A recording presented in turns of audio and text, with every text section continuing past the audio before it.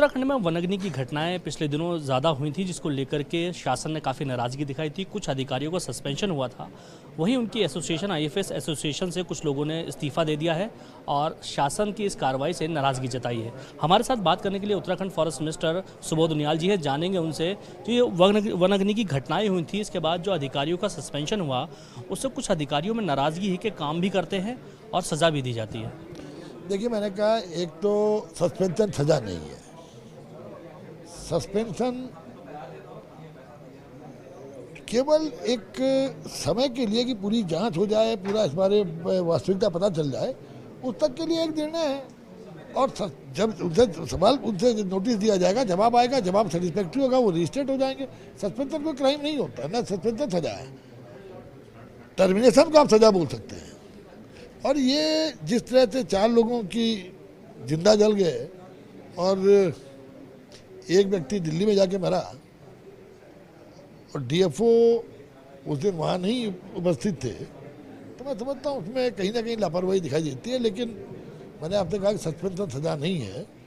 और जहाँ तक बात है वनाग्नि का, वनाग्नि में आप देख रहे हैं कि कहीं ना कहीं इसमें मुझे कॉन्सेंट्रेशन नज़र आती है, क्योंकि अगर आप आंकड़े देखेंगे तो विगत वर्षों के मुकाबले अभी भी इंसिडेंट्स जो हैं आग लगने के कम है, और उससे कम हेक्टेयर ज़मीन का नुकसान हुआ है।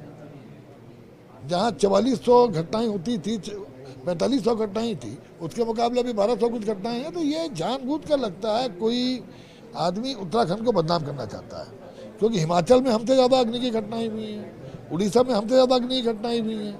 लेकिन नेशनल मीडिया से लेकर लोकल मीडिया ने जिस तरह वनाग्नि को यहाँ पर उत्तराखंड का एक स्वरूप दिखाया, वो कहीं ना कहीं मुझे उसके पीछे किसी साजिश की वो आती है। सर, जिस तरह से जो पूरी ये घटनाएं हुई उसमें मानव द्वारा लगाई गई आगों की जो इंसिडेंट थे वो ज़्यादा हुए हैं। इसको लेकर के आपने काफ़ी सख्ती बरतने को कहा था।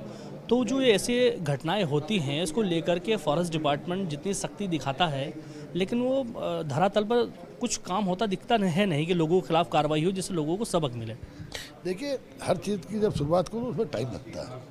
हम लोगों ने पहली बार इसको गैंगस्टर एक्ट में लेने का काम किया, और जो विंसर की घटना पे तो उसको गैर इरादतन हत्या का प्रयास, उसमें जब रिपोर्ट दर्ज कराई है, तो देखिए टाइम लगेगा। लेकिन क्योंकि आग लगाने की घटनाएं के 3 कारण हैं। एक कारण है किसान अपने खेतों में घास के लिए खरपतवार को जलाने का काम, जो जंगल आग पकड़ लेती है। दूसरा है अनजाने में कई बार आदमी ने बीड़ी सिगरेट पी के फेंक दी। और तीसरा है शरारती तत्व। तो शरारती तत्वों पर अंकुश लगाने के लिए और किस तरह किसानों को भी इस तरह से रोका जाए, हम जहां अपनी पौधारोपण पॉलिसी में परिवर्तन कर रहे हैं कि ताकि घास भी उसको उपलब्ध हो, वहीं दूसरी ओर हम लोगों ने इस बार करीबन कितने मामलों में FIR की है? 456 FIR हुई हैं, जिसमें तकरीबन 165 नामजद हैं। 92 नामजद हैं, जिसमें 165 लोगों के नाम उसमें शामिल किए गए। और निश्चित रूप से ये केवल एक संदेश है कि जो इस तरह की घटनाएं करेगा, वन विभाग उसको लेकर बहुत सख्त भी है, चाहे वो वन विभाग के कर्मचारी हों, चाहे वो वन विभाग के अधिकारी हों, चाहे वो शरारती तत्व हों, चाहे किसान हों।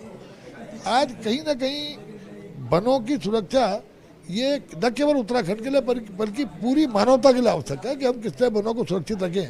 आप देख रहे हैं कि पहली ग्लोबल वार्मिंग की जैसी चीज़ पे देहरादून जैसे शहर में 44 डिग्री तक टेम्परेचर जा रहा है। तो कहीं ना कहीं आज आवश्यकता ये है कि आप एक जन जागरूकता के साथ इस चीज़ पर प्रभावी अंकुश लगा। यही कारण था कि हम लोगों ने देश में पहली बार एक वनाग्नि प्रबंधन समिति बनाने का निर्णय लिया ग्राम सभा के प्रधान की अध्यक्षता में, ताकि जन सहभागिता के साथ हम एक जन जागरण करके, जन जागरूकता को फैला के वनों की जो वनाग्नि है इस पर अंकुश लगा सकें।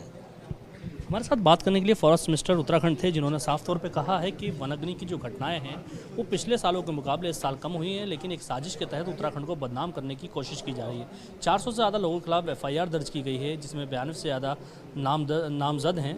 ऐसी घटनाओं पर अंकुश लगाने के लिए उत्तराखंड सरकार ने वनाग्नि प्रबंधन समिति बनाई है, और इस प्रकार की घटनाएं भविष्य में ना हो, इसको लेकर के एक अच्छा खासा मैनेजमेंट तैयार किया जा रहा है।